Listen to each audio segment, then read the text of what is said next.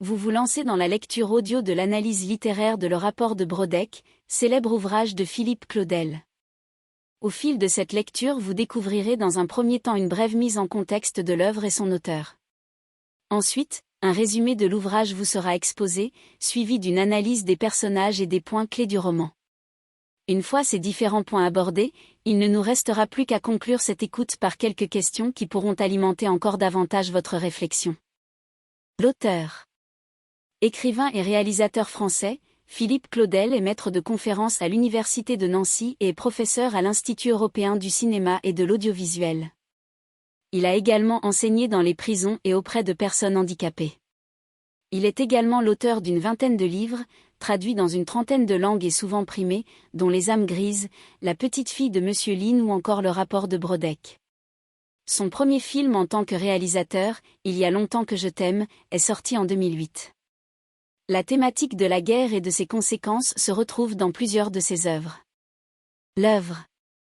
Le rapport de Brodeck, paru en 2007, raconte le travail d'écriture d'un homme, Brodeck, mandaté par les membres de son village après leur meurtre d'un étranger afin de prouver qu'ils ont agi dans leurs droits. Étant le seul à savoir rédiger et à posséder une machine à écrire, il doit produire un rapport précis et circonstancié des faits, auxquels il n'a pas participé. Il se lance alors dans un travail de collecte que le lecteur suivra et qui sera entrecoupé par la reprise de certains de ses souvenirs de prisonniers de camp pendant la Seconde Guerre mondiale 1939 à 1945. Brodeck doit écrire l'indicible et s'interroge sur la véritable nature humaine. Résumé. Les cicatrices de la guerre. Brodeck vit dans un petit village de montagne avec sa famille, son épouse Emilia, leurs filles Poupchette et Fédorine, une vieille femme qui s'est occupée de lui lorsqu'il était enfant. Il a rencontré sa femme alors qu'il faisait, grâce aux habitants de son village, des études dans la ville de Hesse à l'époque.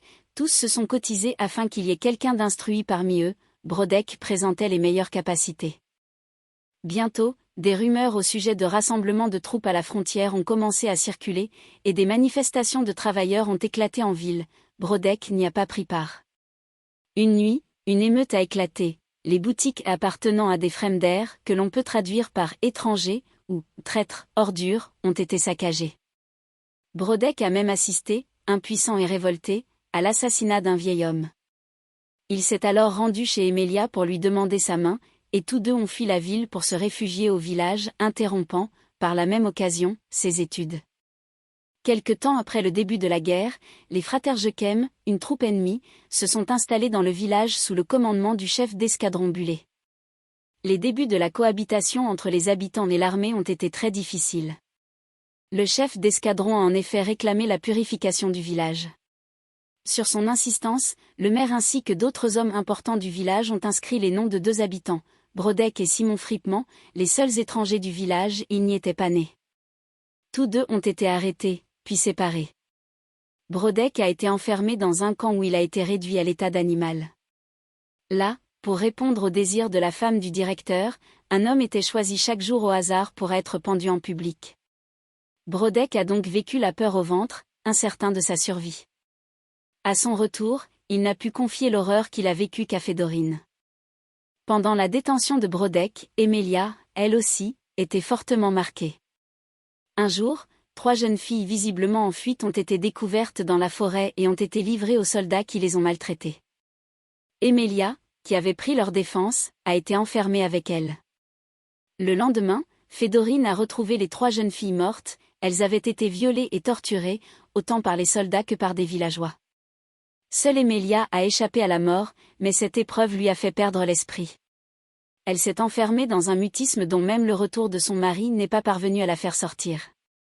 Du viol dont Emilia a été victime est née Poupchette, que Brodeck a reconnue comme sa fille et qu'il aime profondément.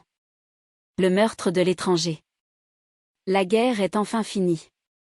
Un soir, alors qu'il entre dans l'auberge Schloss, Brodeck se retrouve face aux autres hommes du village qui viennent de commettre un meurtre. Ils ont tué celui que tout le monde appelle Landré, l'autre, un étranger venu s'installer parmi eux peu de temps auparavant. D'un commun accord, ceux-ci demandent à Brodeck d'écrire un rapport pour que la ville l'archive sur ce qu'il vient de se passer, afin qu'on ne les juge pas et qu'on puisse comprendre qu'ils ont agi dans leurs droits.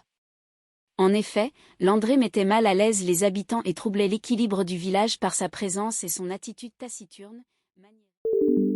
Nous espérons que vous avez apprécié cet aperçu. Pour continuer à écouter ce livre audio sur Google Play Livres, utilisez le lien dans la description de la vidéo.